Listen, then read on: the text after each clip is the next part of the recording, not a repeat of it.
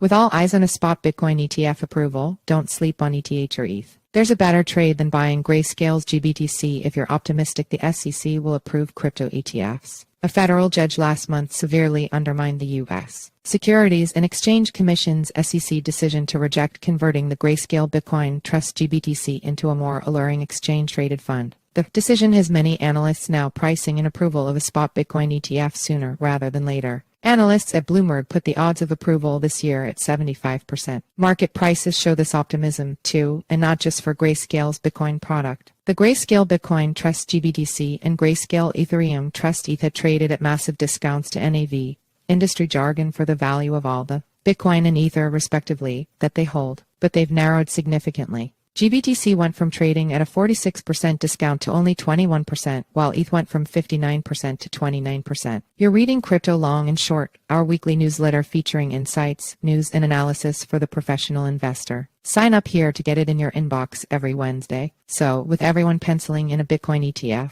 as a matter of when and not if, bullish investors should just buy GBTC and wait for a final approval, right? The theory goes that the discount will all but evaporate as open-ended ETFs typically only trade at narrow differences to NAV, and as a bonus the underlying asset Bitcoin might catch a bid, win/win. Perhaps. But the bigger opportunity could be Grayscale's Ethereum Trust. My view is, if a U.S. spot Bitcoin ETF gets approved, there should be little argument for holding up a spot Ether ETF. And Grayscale itself has said it plans to convert ETH and other products to ETFs. I wouldn't hold your breath when it comes to SOL, Atom, or any other smaller crypto asset, but we have first-hand knowledge that ETH ETFs work. In fact, Ethereum ETFs launched within weeks of the first Bitcoin ETH.